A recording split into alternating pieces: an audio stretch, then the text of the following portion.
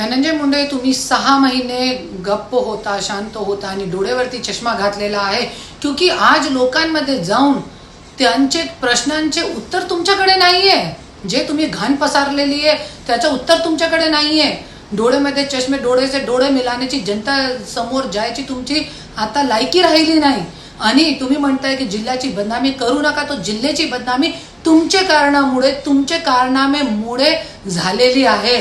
लोकांचे मर्डर, स्वतःच्या समाजचे लोकांवरती अत्याचार करणे, महादेव मुंडे मर्डर प्रकरण, जरीन शेख मृत्यू प्रकरण, संतोष देशमुख हत्या प्रकरण, स्वतःची बायकोची गाडीमध्ये रिव्हॉल्वर ठेवणं, जिल्हाधिकारी कार्यालयामध्ये मारहाण, इतकी खालची पातळीवर जाऊन तुमचे कार्यकर्ते तुम्ही कार्य करत आहे आणि तुम्ही गप्प बसताय, त्या लोकांना पाठिंबा देताय.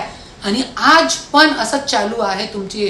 आणि तू म्हणताय की तू लोहा आहे. हा, खरंच तू लोहा आहे, पण लोहेला कोही संपू शकत नाही. पण लोह्याची स्वतःची जंक जे असते ना, ते जंक लोहाला संपवते. तेच तुझ्यासोबत झालेलं आहे आणि पुढे पण असंच तू संपवत राहणार. आणि मी एक शायरी पण सांगते, कोई पेड़ के कटने का किस्सा ना होता यदि कुल्हाड़ी के पीछे उस पेड़ का हिस्सा ना होता. ऐसे ही आज तेरे लोग तुझे खा गए नोच नोच के.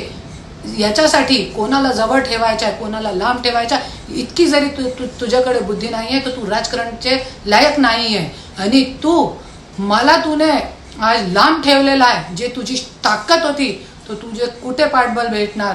आणि तुला माहिती आहे की ज्या वेळे तू माझ्यासोबत होता, याच्यापेक्षा मोठी पहाड आले होते परेशानीचे, पण माझ्यासोबत असताना सगळी परेशानी रुईसारखी.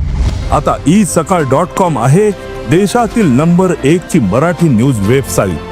प्रत्येक अपडेटसाठी isakal.com ला नक्की भेट द्या.